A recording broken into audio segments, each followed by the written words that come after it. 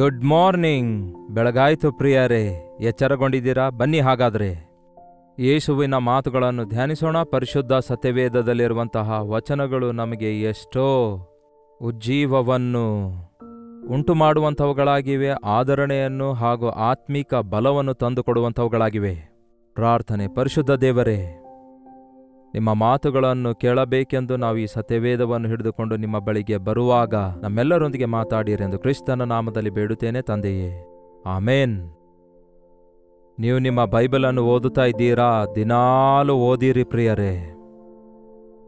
126ನೇ ಕೀರ್ತನೆ 5ನೇ ವಚನ ಓದುತ್ತಾ ಇದ್ದೇನೆ, ಕೇಳ್ರಿ. ಕಣ್ಣೀರು ಸುರಿಸುತ್ತಾ ಬಿತ್ತುವವರು ಸಂತೋಷದಿಂದ ಪೈರುಗಳನ್ನು ಕೊಯ್ಯುವರು.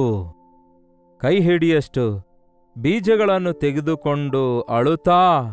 ತೆಗೆದುಕೊಂಡು ಹೋಗಿ ಬಿತ್ತುವವನು ಹರ್ಷಿಸುತ್ತಾ ಸಿವುಡುಗಳನ್ನು ಹೊತ್ತುಕೊಂಡು ಬರುವನು. ನಮ್ಮೆಲ್ಲರಿಗೂ ನಾವು ಅಭಿವೃದ್ಧಿ ಹೊಂದಬೇಕು ಎಂಬ ಆಸೆ ಇದೆ, ಹೌದಲ್ಲವೇ? ಇನ್ನಷ್ಟು ದೊಡ್ಡ ಸ್ಥಾನಕ್ಕೆ ಸೇರಬೇಕು, ಇನ್ನೂ ಉನ್ನತ ಸ್ಥಾನಕ್ಕೆ ಹೋಗಬೇಕು, ಅಷ್ಟೇ ಅಲ್ಲ, ಇನ್ನಷ್ಟು ಅತ್ಯಧಿಕವಾಗಿ ಅಭಿವೃದ್ಧಿಯಾಗಬೇಕು ಎಂಬ ಆಸೆ ಇರುತ್ತೆ. ಬಟ್ ನಾವು ಬಿತ್ತಲಾರದೆ ಕೊಯ್ಯಲಾರೆವು. ನಿಮಗಿರುವುದನ್ನು ನೀವು ಬಿತ್ತುವಾಗ ಸಮೃದ್ಧಿಯನ್ನು ನೀವು ಕೊಯ್ಯುತ್ತೀರಿ. ಇನ್ವೆಸ್ಟ್ಮೆಂಟ್ ಅನ್ನುತ್ತಾರಲ್ಲವೇ? ನಮ್ಮ ದುಡ್ಡಿನ ವಿಷಯವಾಗಲಿ, ನಮ್ಮ ಸಮಯದ ವಿಷಯವಾಗಲಿ, ನಮ್ಮ ಟ್ಯಾಲೆಂಟ್ ವಿಷಯದಲ್ಲಾಗಲಿ ನಮಗೆ ದೇವರು ಕೊಟ್ಟಿರೋದು ಏನೇ ಆಗಿರಬಹುದು. ಹೆಚ್ಚಾಗಿ ಕೊಟ್ಟು ಅಭಿವೃದ್ಧಿ ಹೊಂದುವಂಥವರಿದ್ದಾರೆ, ಬಿಗಿಯಾಗಿ ಹಿಡಿದುಕೊಂಡವರು ಕೊರತೆಯಲ್ಲಿರುವವರು ಇದ್ದಾರೆ. ಇರುವುದನ್ನು ಬಿಟ್ಟು ಬಿಡಲಾರದೆ ಮತ್ತೊಂದನ್ನು ನೀವು ಹೇಗೆ ಹಿಡ್ಕೊಳ್ಳಲಿಕ್ಕಾಗುತ್ತೆ ನಿಮ್ಮ ಕೈಯಿಂದ? ಈಗ ನಿಮ್ಮ ಕೈಯಲ್ಲಿ ಏನೋ ಹಿಡ್ಕೊಂಡಿದ್ದೀರಿ, ಈಗ ಎದುರುಗಡೆ ಇರುವುದನ್ನು ಹಿಡಿದು ತೆಗೆದುಕೊಳ್ಳಲು ಬಯಸ್ತೀರಿ. ಅದು ಹೇಗೆ ದೊರಕುತ್ತದೆ? ನಿಮ್ಮ ಕೈಯಲ್ಲಿರುವುದಕ್ಕಿಂತಲೂ ಕಣ್ಮುಂದೆ ಇರೋದು ಹೆಚ್ಚಿನದಾಗಿದೆ. ಕೈಯಲ್ಲಿರೋದು ಬಿಟ್ಟಾಗ ತಾನೇ ಅದನ್ನು ತೆಗೆದುಕೊಳ್ಳಲಿಕ್ಕಾಗೋದು. ಕೊಡಿರಿ, ನಿಮಗೆ ಕೊಡಲಾಗುವುದು.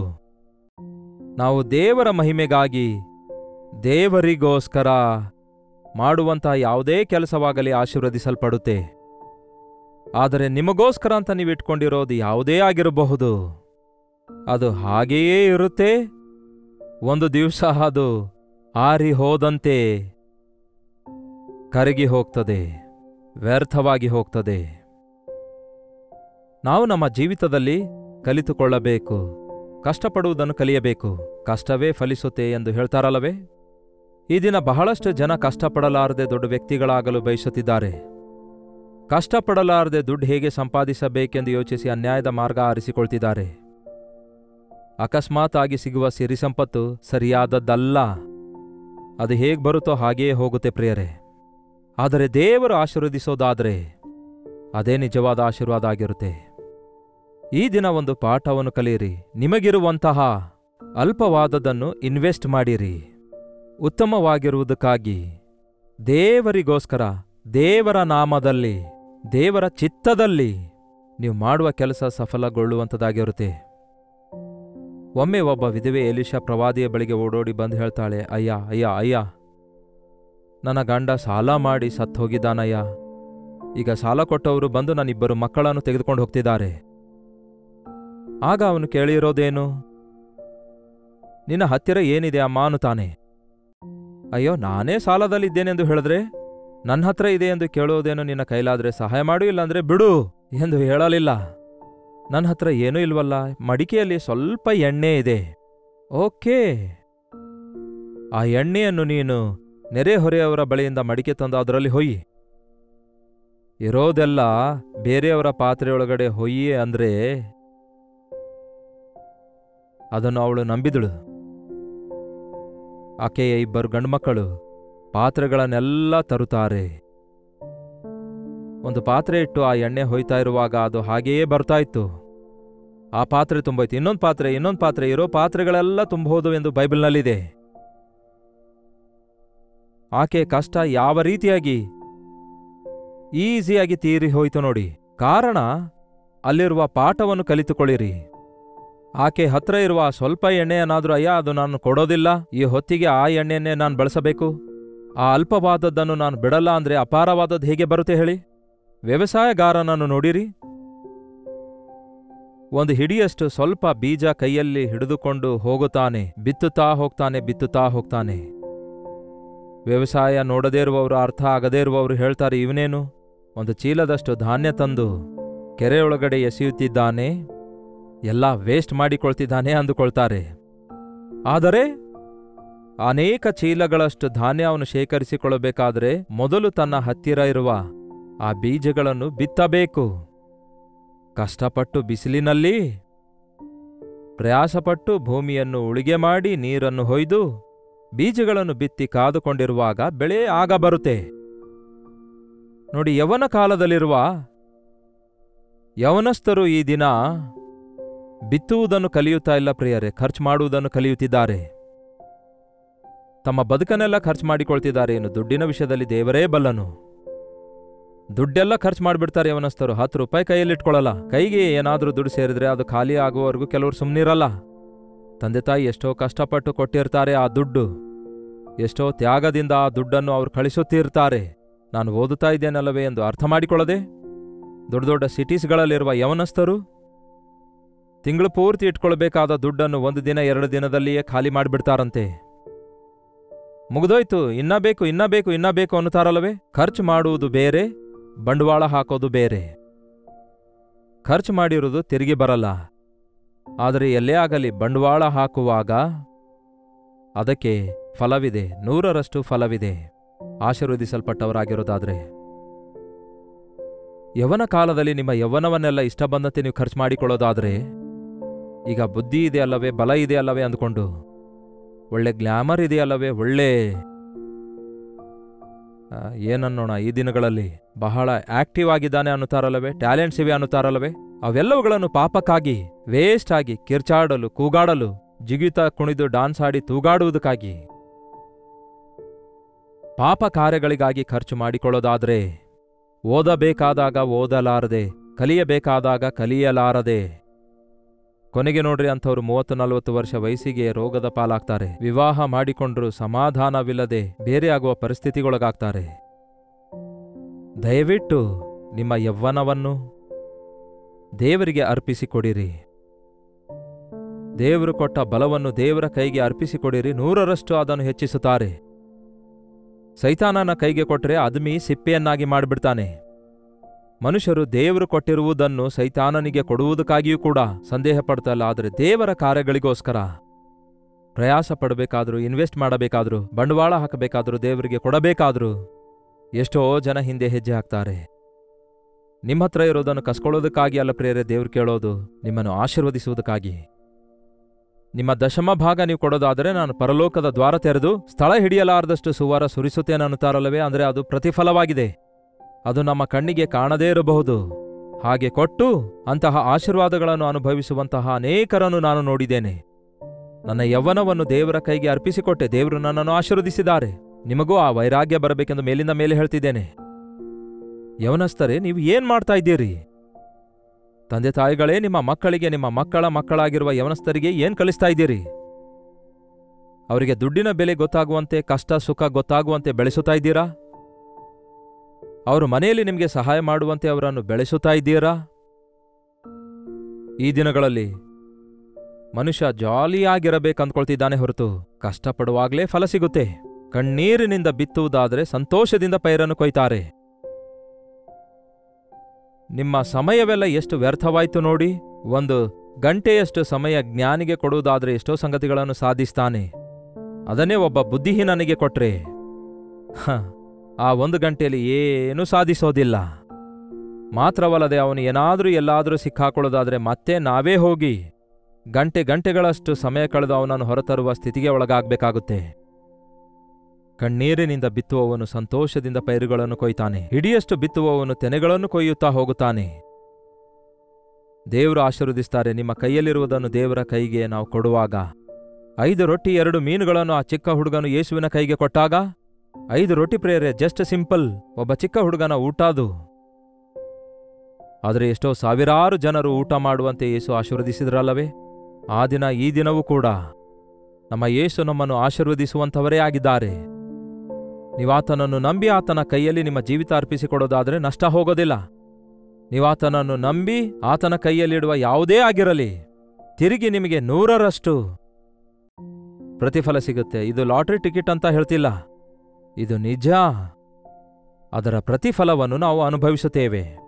ಬಟ್ ಇದರಲ್ಲಿ ಕಷ್ಟಪಡಬೇಕು, ಕಣ್ಣೀರು ಸುರಿಸಬೇಕು. ಕಣ್ಣೀರು ಸುರಿಸದೆ ಏನೋ ಸುಮ್ಮನೆ ಬೀಜ ಬಿತ್ತಂದಿದ್ದಾರೆ ಅಂತ ಹೇಳಿ ರೋಡ್ ಮೇಲೆ ಬೀಸಾಡಿ ಬೆಳೆ ಕೈಗೆ ಬರಬೇಕಂತ ಯೋಚಿಸಿದ್ರೆ ಬರೋದಿಲ್ವಲ್ಲ. ಹೊಲ ಸಿದ್ಧಪಡಿಸಬೇಕು, ಹೃದಯ ಸಿದ್ಧಪಡಿಸಿಕೊಳ್ಬೇಕು, ಕಷ್ಟಪಡಬೇಕು, ಪ್ರಯಾಸ ಪಡಬೇಕು, ನಂಬಿಕೆ ಇಡಬೇಕು, ದೇವರ ಕಾಲಕ್ಕಾಗಿ ಕಾದು ಎದುರು ನೋಡಬೇಕು. ಮಳೆಯನ್ನು ಸುರಿಸಬೇಕು ದೇವರು. ಮಳೆ ಸುರಿಸುವಾತನು ಆತನೇ, ಗಾಳಿ ಕಳಿಸುವಾತನು ಆತನೇ. ಬೀಜ ಬಿತ್ತಿದ ಕೂಡಲೇ ಬೆಳೆ ಕೈಗೆ ಸಿಗುತ್ತದೋ ಅದಕ್ಕೆ ಹುಳ ಹಿಡಿಯದಂತೆ ಕಾಪಾಡುವಾತನು ಆತನೇ. ಆ ಬೆಳೆ ಬೆಳೆಯುತ್ತಿರುವಾಗ ಅಕಾಲಿಕ ಮಳೆ ಬರದಂತೆ ಆ ಬೆಳೆಯೆಲ್ಲ ಮನೆಗೆ ಸೇರುವಂತೆ ಮಾಡುವಾತನು ಆತನೇ. ಆತನಿಗೆ ಕೊಟ್ಟು ಆತನನ್ನು ನಂಬುವುದಾದರೆ ನಮ್ಮ ಜೀವಿತದಲ್ಲಿ ಅದ್ಭುತವನ್ನು ನೋಡ್ತೇವೆ. ನನ್ನ ಜೀವಿತ ದೇವರಿಗೆ ಅರ್ಪಿಸಿಕೊಟ್ಟು ಇಷ್ಟಾನುಸಾರವಾಗಿ ನಡ್ಕೊಳ್ಳೋದಾದ್ರೆ ದೇವರಿಗೆ ಹೇಗೆ ಕೊಟ್ಟವನಾಗುತ್ತೇನೆ?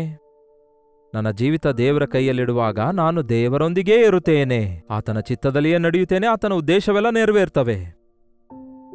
ಎಷ್ಟು ದಿನಗಳು ವೇಸ್ಟ್ ಆದವು ನೋಡಿ, ನಿಮ್ಮ ಜೀವಿತದಲ್ಲಿ ಎಷ್ಟು ವರ್ಷಗಳೆಲ್ಲ ಕಳೆದು ಹೋದವು ನೋಡಿ. ಬಹಳಷ್ಟು ಜನ ನಮ್ಮ ಸಭೆಯಲ್ಲಾಗಲಿ ನಾನು ಎಲ್ಲೇ ಆಗಲಿ ಹೋದಾಗ ಈ ದಿನ ನನ್ನ ಹುಟ್ಟುಹಬ್ಬ, ನನ್ನ ಜನ್ಮದಿನ ಎಂದು ಸಂತೋಷದಿಂದ ಹೇಳ್ಕೊಳ್ತಾರೆ. ಹುಟ್ಟಿದ ದಿನ ಪ್ರಾರ್ಥನೆ ಮಾಡಿರಿ ಅನ್ನುತ್ತಾರೆ. ಆಗ ಅವ್ರಿಗೆ ಒಂದೇ ಮಾತು ಕೇಳ್ತೇನೆ, ನೀವು ಎದಕ್ಕಾಗಿ ಹುಟ್ಟಿದೀರಿ? ಆಗ ನಗ್ತಾರೆ. ನಗೋದಲ್ಲ, ನೀವು ಎದಕ್ಕಾಗಿ ಹುಟ್ಟಿದ್ದೀರಿ ಎಂದು ತಿಳ್ಕೊಳ್ಳಿರಿ. ಅಲ್ಲಿಯವರೆಗೂ ನೀವು ಜೀವಿಸಿರುವ ಜೀವಿತವೆಲ್ಲ ವ್ಯರ್ಥ, ವೇಸ್ಟ್. ಇಷ್ಟು ವರ್ಷಗಳಾದವೋ ನಿಮಗೆ? 30 ವರ್ಷಗಳು, ಇದರಲ್ಲಿ ಏನ್ ಸಾಧಿಸಿದ್ದೀರಿ ನೀವು? 20 ವರ್ಷಗಳು, ಏನ್ ಸಾಧಿಸಿದ್ದೀರಿ ನೀವು? 50 ವರ್ಷಗಳಾದವೋ? ಏನಾದರೂ ಪ್ರಯೋಜನಕರವಾದದನ್ನು ನಿಮ್ಮ ಜೀವಿತದಲ್ಲಿ ಮಾಡಿದ್ದೀರಾ? ಎಷ್ಟೋ ಜನರು ತಮ್ಮ ಜೀವಿತದಲ್ಲಿ ನಾವು ನೋಡ್ತೇವೆ. ಯಾಕೋಬನು ಮುದುಕನಾದಾಗ ಫರೋನ ಬಳಿಗೆ ಹೋದಾಗ, ಅಯ್ಯ ನಿನ್ನ ವಯಸ್ಸೆಷ್ಟು ಎಂದು ಕೇಳಿದಾಗ, ನಿನ್ನ ಜೀವಿತ ಕಾಲ ಎಷ್ಟು ಎಂದು ಕೇಳಿದ್ರೆ ಆಗ ಅವನು ಹೇಳಲಿಕ್ಕಾಗಲಿಲ್ಲ. ಅಷ್ಟಕ್ಕೂ ಜೀವಿತದಲ್ಲಿ ಹೆಚ್ಚು ಕಡಿಮೆ ಅವನು 20 ವರ್ಷ ವೇಸ್ಟ್ ಮಾಡಿಕೊಳ್ತಾನೆ. ತಂದೆಯನ್ನು ಬಿಟ್ಟು ಓಡಿ ಮಾವನ ಬಳಿಗೆ ಹೋಗಿ ಏನೇನೋ ಪ್ರಯತ್ನ ಮಾಡಿ ಆಶೀರ್ವದಿಸಲ್ಪಟ್ಟು ದೊಡ್ಡ ವ್ಯಕ್ತಿ ಆಗಬೇಕು ಎಂದು ಯುಕ್ತಿಗಳನ್ನು ಕುಯುಕ್ತಿ, ಮೋಸ, ಅನ್ಯಾಯ, ಸುಳ್ಳು ಹೇಳಿ ಚೊಚ್ಚಲ ಹಕ್ಕನ್ನು ಪಡ್ಕೊಂಡು ಮೇಕೆಗಳ ಮಂದೇನು ಕುರಿಗಳ ಮಂದೇನು ಸಂಪಾದಿಸಿಕೊಳ್ತಾನೆ. 2 ಹೆಂಡತಿಯರನ್ನು, ಕೆಲವು ಉಪಪತ್ನಿಯರನ್ನು, ಮಕ್ಕಳನ್ನು ಎಲ್ಲವನ್ನೂ ಸಂಪಾದಿಸಿಕೊಂಡ ನಂತರ ಏನು ದೇವರೇ ಇದೆಲ್ಲ ಆಶೀರ್ವಾದವಲ್ಲ, ಇದು ಭಾರವಾಗಿದೆ ಎಂದು ತಿಳಿದುಕೊಂಡು ಪೆನುವೇಲ್ ಎಂಬ ಸ್ಥಳದ ಹತ್ತಿರ ಪಶ್ಚಾತ್ತಾಪ ಪಡುತ್ತಾನೆ. ದೇವರೇ, ನೀನು ನನ್ನನ್ನು ಆಶೀರ್ವದಿಸಿದ ಹೊರತು ನಿನ್ನನ್ನು ಬಿಡೋದಿಲ್ಲ ಅನ್ನುತ್ತಾನೆ. ನೀನು ನನ್ನನ್ನು ಆರಿಸಿಕೊಂಡಿರುವ ಕಾರ್ಯಕ್ಕಾಗಿ ಬದುಕುವಂತೆ ನನ್ನನ್ನು ಹಿಡಿದುಕೋ ಎಂದು ಹೀಗೆ ರಾತ್ರಿಯೆಲ್ಲ ಹೋರಾಡಿದಾಗ ಅಲ್ಲಿ ಇನ್ನು ಮೇಲೆ ನೀನು ಯಾಕೋಬನಲ್ಲ, ಮೋಸಗಾರನು ಅನ್ನಿಸಿಕೊಳ್ಳೋದಿಲ್ಲ, ಇಸ್ರಾಯೇಲನು ರಾಜಕುಮಾರನು ಎಂದು ಕರೆಯಲ್ಪಡುವಿ ಎಂದು ಹೀಗೆ ಕರ್ತನು ಅವನಿಗೆ ದರ್ಶನ ಕೊಟ್ಟ ನಂತರ ಅವನ ಜೀವಿತದಲ್ಲಿ ನಿಜವಾದ ಆಶೀರ್ವಾದ ಕಂಡುಕೊಳ್ತಾನೆ. ಈಗಾಗಲೇ ಅಷ್ಟೊತ್ತಿಗೆ ಬಹಳ ಸಮಯ ಕಳೆದು ಹೋಗುತ್ತೆ. ಅಷ್ಟೇ ಅಲ್ಲ, ಹಾಗೆ ವ್ಯರ್ಥವಾಗಿ ಹೋದ ಸಮಯವೆಲ್ಲವೂ ಕೂಡ ಮತ್ತೆ ತಿರುಗಿ ಬರಲಿಲ್ಲ. ಗಮನಿಸಿ ಪ್ರಿಯರೇ, ಯಾಕೋಬನು ಒಂದು ನಾಮಧೇಯ ಭಕ್ತಿಯಿಂದ ದೇವರು ಯಾಕೋಬನು ಮನೆಯನ್ನು ಬಿಟ್ಟು ಹೋಗುವಾಗಲೇ ದೇವರು ದರ್ಶನದ ಮೂಲಕ ಮಾತಾಡಿದ್ರು. ಆಕಾಶಕ್ಕೂ ಭೂಮಿಗೂ ಏಣಿ ಇಡಲಾಗಿದೆ, ಮೇಲಿನಿಂದ ದೂತರು ಕೆಳಗಿಳಿಯುತ್ತಿದ್ದಾರೆ, ಭೂಮಿಯಿಂದ ಮೇಲಕ್ಕೆ ಹತ್ತಿ ಹೋಗ್ತಿದ್ದಾರೆ. ಎದ್ದು ನೋಡಿದಾಗ ಹಾಗೆ ಆಕಾಶಕ್ಕೂ ಭೂಮಿಗೂ ಒಟ್ಟಿಗೆ ಕೂಡಿಸೋದು ಏನಾಗಿದೆ? ಪರಲೋಕದ ಗವಿ. ಇದು ದೇವರ ಆಲಯ. ದೇವರೇ, ನಾನು ಹೋಗುವ ಪ್ರಾಂತದಲ್ಲೆಲ್ಲ ನೀನು ನನ್ನ ಸಂಗಡ ಇರೋದಾದ್ರೆ, ನನ್ನನ್ನು ಆಶೀರ್ವದಿಸುವುದಾದ್ರೆ ನಿನಗೆ ದಶಮಭಾಗ ಕೊಡ್ತೇನೆ. ನಾನು ಹೋಗೋದು ಬರೋದು ಎಲ್ಲವನ್ನು ಕಾಪಾಡೋದಾದ್ರೆ ನಾನು ನಿನಗೆ ಇಲ್ಲಿ ಆಲಯ ಕಟ್ಟುತ್ತೇನೆ, ಒಂದು ಯಜ್ಞವೇದಿ ಕಟ್ಟುತ್ತೇನೆ ಎಂದು ಒಂದು ಒಪ್ಪಂದ ಮಾಡಿಕೊಳ್ತಾನೆ. ದೇವರು ಹಾಗೆಯೇ ಹೋರಾಡಿದಾಗ ದೇವರು ಆಶೀರ್ವದಿಸ್ತಾರೆ, ದೇವರು ಕ್ಷಮಿಸುತ್ತಾರೆ. ಆಗ ಮಾವನೊಂದಿಗೆ ಸಮಾಧಾನಗೊಳ್ತಾನೆ, ಅಣ್ಣನು ಬಂದು ಸಮಾಧಾನಗೊಳ್ತಾನೆ, ಪರಿಸ್ಥಿತಿಗೆಲ್ಲ ಬದಲಾಗ್ತವೆ. ಈಗ ಎಲ್ಲಿಗೆ ಹೋಗ್ಬೇಕು? ಬೇತೇಲಿಗೆ ಹೋಗಿ ಅಲ್ಲಿ ಆಲಯ ಕಟ್ಟಬೇಕಾದವನು ಬೇರೆ ಯಾವುದೋ ಒಂದು ಸ್ಥಳಕ್ಕೆ ಹೋಗ್ತಾನೆ. ಬೇಕಾದರೆ ಆದಿಕಾಂಡ ಇಡೀ 34ನೇ ಅಧ್ಯಾಯ ಓದ್ ನೋಡಿ. ಇದು ಅನುದಿನದ ಧ್ಯಾನ ಅಲ್ಲವೋ? ಮನೆ ಕಟ್ಕೊಂಡು ಪಶುಗಳನ್ನೆಲ್ಲ ಸಾಕುತ್ತಾ ಎಷ್ಟೋ ನಷ್ಟ ಹೋಗುತ್ತಾನೆ. ಗೋ ಬ್ಯಾಕ್ ಟು ಬೇಥೇಲ್, ಹೋಗು ಅಂದಿರುವ ಸ್ಥಳಕ್ಕೆ ಹೋದಾಗ ತಿರುಗಿ ಬರುವವರೆಗೂ ಅವನ ಜೀವಿತವೆಲ್ಲ ವ್ಯರ್ಥವಾಗುತ್ತೆ. ಹಾಗೆಯೇ ನೀವು ಕೂಡ ದಯವಿಟ್ಟು ನಿಮ್ಮ ಯೌವನವನ್ನು ಹಾಳು ಮಾಡಿಕೊಳ್ಳಬೇಡಿ, ಅದು ತಿರುಗಿ ಬರಲ್ಲ. ಯಾವಾಗ ಬೇಕಾದರೂ ಮಾರ್ಪಡಬಹುದು ಬಿಡಿ. ಕರ್ತನು ಮಾರ್ಪಡಿಸುತ್ತಾರೆ, ಬದಲಾಯಿಸುತ್ತಾರೆ ಎಂದು ಸಂತೋಷ ಪಡಬೇಡಿ. ನಿಮ್ಮ ಸಮಯವೆಲ್ಲ, ನಿಮ್ಮ ಜೀವಿತವೆಲ್ಲ, ನಿಮ್ಮ ದೇವರು ನಿಮಗೆ ಕೊಟ್ಟ ತಲಾಂತುಗಳೆಲ್ಲ, ನಿಮ್ಮ ಕೈಗೆ ಕೊಡಲ್ಪಟ್ಟ ಪ್ರತಿಯೊಂದು ಎಷ್ಟೋ ಬೆಲೆಯುಳ್ಳವುಗಳಾಗಿವೆ. ಅವು ದೇವರಿಂದ ಬಂದವುಗಳಾಗಿವೆ. ಅವುಗಳನ್ನು ದೇವರಿಗೆ ಅರ್ಪಿಸಿಕೊಟ್ಟು ನೋಡಿ, 100ರಷ್ಟು ಫಲ ಹೊಂದಿಕೊಳ್ತೀರಿ. ಪ್ರಾರ್ಥನೆ. ಪರಿಶುದ್ಧ ದೇವರೇ, ಪ್ರೀತಿಯುಳ್ಳ ತಂದೆಯೇ, ಅನೇಕ ಸಾರಿ ನಮ್ಮ ಜೀವಿತವನ್ನು ನಾವೇ ಹ್ಯಾಂಡಲ್ ಮಾಡಿಕೊಳ್ಳಬಹುದೆಂದು, ದೇವರಿಗಿಂತಲೂ ನಾವೇ ಬುದ್ಧಿವಂತರೆಂದು ಯೋಚಿಸಿ ನಮ್ಮ ಸ್ವಂತ ಆಲೋಚನೆಗಳನ್ನು ನೆರವೇರಿಸಿಕೊಳ್ಳುತ್ತಾ ಇಷ್ಟಾನುಸಾರವಾಗಿ ಜೀವಿಸುತ್ತಾ ನಷ್ಟಗಳಲ್ಲಿ, ಕಷ್ಟಗಳಲ್ಲಿ ಸಿಕ್ಕಾಕೊಂಡು, ಶ್ರಮೆಗಳಲ್ಲಿ ಬಿದ್ದು, ದೇವರೇ ನಮಗೆ ಯಾಕೆ ಈ ಶ್ರಮೆಗಳೆಂದು ನಾವು ಕೇಳುವವರಾಗಿರದೆ, ನೀವು ನಮಗೆ ಕೊಟ್ಟ ಪ್ರತಿಯೊಂದನ್ನು ನಿಮ್ಮ ಪಾದದ ಬಳಿಯಲ್ಲಿಟ್ಟು ನಿಮ್ಮ ಆಶೀರ್ವಾದಗಳೊಂದಿಗೆ ಪ್ರಾರಂಭಿಸುವಂತೆ ಅಲ್ಪವಾದದ್ದನ್ನು ಅದ್ಭುತವಾಗಿ ಆಶೀರ್ವದಿಸುವ ದೇವರಾಗಿದ್ದೀರೆಂದು ನಾವು ನಂಬಿ ನಮ್ಮ ಜೀವಿತದಲ್ಲಿ ನಮ್ಮ ಸಮಯವನ್ನು, ನಮ್ಮ ತಲಾಂತುಗಳನ್ನು, ನಮ್ಮ ಕುಟುಂಬಗಳನ್ನು ಹಾಗೂ ನಮ್ಮ ಜೀವಿತವನ್ನು ನಿಮ್ಮ ಕೈಗೆ ಅರ್ಪಿಸಿ ಕೊಡುವುದಕ್ಕಾಗಿಯೂ ನಿಮ್ಮ ಪ್ರಣಾಳಿಕೆಯ ಪ್ರಕಾರ ಜೀವಿಸಿ, ಕಣ್ಣೀರಿನಿಂದ ಪ್ರಾರ್ಥಿಸಿ ಸಂತೋಷದಿಂದ ಕುಣಿದಾಡುವ ಹಾಗೆ ರಕ್ಷಣೆಯ ಭಾಗ್ಯದಿಂದ ನಿಮ್ಮ ರಾಜ್ಯಕ್ಕೆ ವಾರಸುದಾರರಾಗುವಂತೆ ನಮ್ಮ ಪ್ರತಿಯೊಬ್ಬರಿಗೂ ಸಹಾಯ ಮಾಡಿರೆಂದು ಕ್ರಿಸ್ತನ ನಾಮದಲ್ಲಿ ಬೇಡುತ್ತೇವೆ ತಂದೆಯೇ. ಆಮೇನ್. ದೇವರಿಗೆ ಸ್ತೋತ್ರ. ನೀವು ಎಲ್ಲಿಂದ ವೀಕ್ಷಿಸುತ್ತಾ ಇದ್ದೀರೆಂದು ನಿಮ್ಮ ಹೆಸರು ಲೈವ್ ಚಾಟ್ನಲ್ಲಿ ಬಂದು ಟೈಪ್ ಮಾಡಿರಿ. ನಿಮ್ಮ ಪ್ರಾರ್ಥನಾ ಮನವಿಗಳನ್ನು 8939731313 ನಂಬರ್ಗೆ, ವಿದೇಶದಿಂದಲೂ ಸಹ ನೀವು ವೀಕ್ಷಿಸುವುದಾದರೆ ಇದೇ ನಂಬರ್ಗೆ ಒಂದು ಟೆಕ್ಸ್ಟ್ ಇಲ್ಲವೇ ವಾಯ್ಸ್ ಮೆಸೇಜ್ ಮೂಲಕ ವಾಟ್ಸಪ್ ಕಳಿಸಿಕೊಡಿರಿ. ನೀವಿನ್ನೂ ಡಾಕ್ಟರ್ ಜಯಪಾಲ್ ಕನ್ನಡ ಯೂಟ್ಯೂಬ್ ಚಾನಲ್ಗೆ ಸಬ್ಸ್ಕ್ರೈಬ್ ಮಾಡಿಕೊಳ್ಳದಿದ್ದರೆ ಹಿಂದೆ ಸಬ್ಸ್ಕ್ರೈಬ್ ಮಾಡಿಕೊಳ್ಳಿರಿ. ಲೈಕ್ ಮಾಡಿ, ಶೇರ್ ಮಾಡುವುದನ್ನು ಮರೆಯಬೇಡಿ. ಕರ್ತನ ಚಿತ್ತವಿರುವುದಾದರೆ ಮತ್ತೆ ನಾಳೆ ಇದೇ ಅನುದಿನದ ಧ್ಯಾನದಲ್ಲಿ ಭೇಟಿಯಾಗೋಣ. ಅಲ್ಲಿವರೆಗೂ ದೇವರ ಮಹಾಕೃಪೆ ನಿಮ್ಮೆಲ್ಲರೊಂದಿಗಿರಲಿ.